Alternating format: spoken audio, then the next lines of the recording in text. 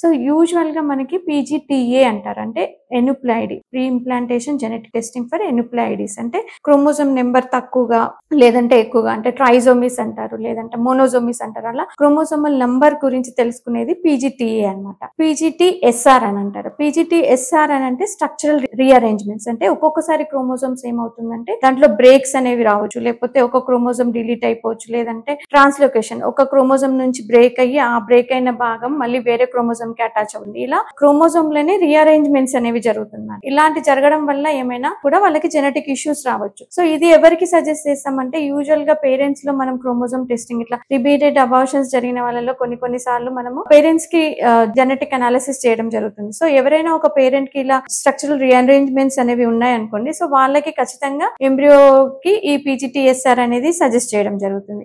కొన్నిసార్లు పీజీటీఎం అంటారు, అంటే మోనోజెనిక్ డిజార్డర్స్ గురించి, అంటే సింగిల్ జీన్ అబ్నార్మాలిటీస్ అన్నమాట. అంటే ఫర్ ఎగ్జాంపుల్ కొంతమందిలో థాలసీమియాస్ కానీ, డ్యూషన్ మస్కులర్ డిస్ట్రోఫీ అని అంటారు, లేదంటే సిస్టిక్ ఫైబ్రోసిస్, ఇలాంటి జెనెటిక్ కండిషన్స్ ఏమైనా అంటే ప్రీవియస్ బేబీస్ లో ఇవి కనుక మనము ఉన్నట్టయితే మళ్ళీ నెక్స్ట్ బేబీస్ లో కూడా ఇలాంటి ప్రాబ్లం వస్తుందా లేదా తెలుసుకోవడానికి మనం పీజీటీఎం అనేది సజెస్ట్ చేస్తాం. సో యూజువల్ గా ఈ టెస్ట్లన్నీ ప్రతి ఒక్క ఐవీఎఫ్ చేసుకునే కపుల్ కి మనం సజెస్ట్ చేయమన్నమాట. సో ఎవరికైతే అవసరమో వాళ్ళకి మాత్రమే ఈ టెస్టింగ్ అనేది సజెస్ట్ చేయడం జరుగుతుంది.